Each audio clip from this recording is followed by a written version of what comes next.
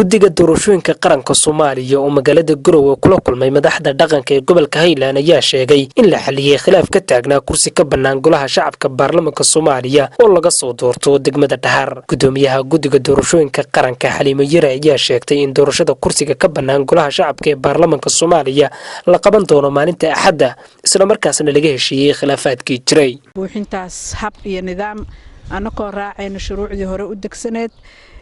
waxaan odagii 135 ee beesha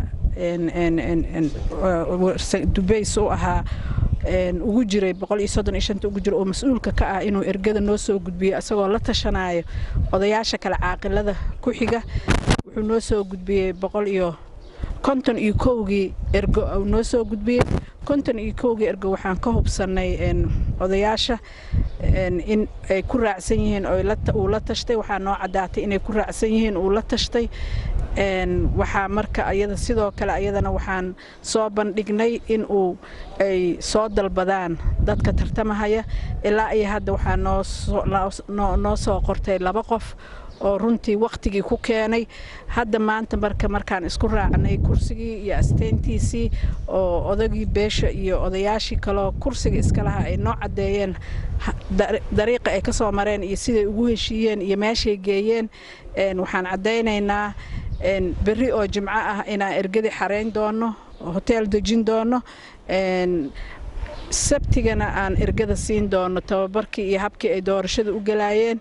maalinta Axadda haddii Ilaahay idmana aan qaban doono doorashadii oo meeshaas ay doorashadii Axadda noo dhici doonto marka waxaan ka codsanayaa odayaasha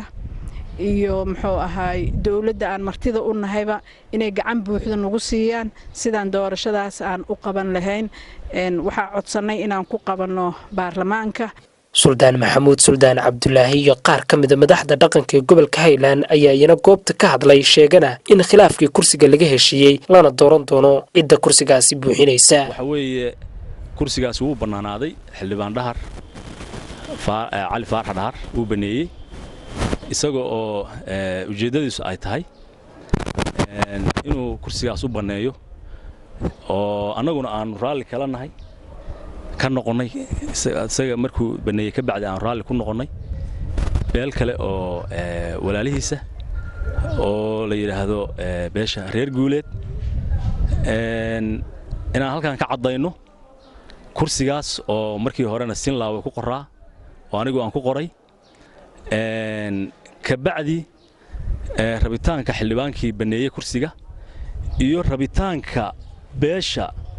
ay awal kursigu ku qoraa oo Sinlaawe oo odayaashoodii hadda ay ila joogaan markaan qadariyay eegay waxaan ku waafaqay inaan sida u tixgeliyo oo kursigaasi uu ku wareego beesha kale oo walaalahooda oo reer guuleed labada beelood waxa weeye oo laga sanqalinaya dad wada dhashay weeye oo isku mid ah siyaasadda hadba dhinac iska gasha mooyaane waxay Soomaalidu ku maamaadaa laba dhaxal ku wada hadlaysa dhalashadooda haybsan waxa weeye dadkaasi dad isku mid ah weeye sidaas aanuna u hanaynay kursiga waxaan ku wareejinay beesha reer guuleed baan ku wareejinay annagoo miyir qabna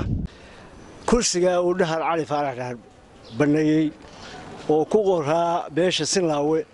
waxaan raali uga nahay oo ku wareejinay oo aan cidina ka daba hadlayn beesha walaalahayga ee garabkayaga ee guuleed Maxamed Saalax SBC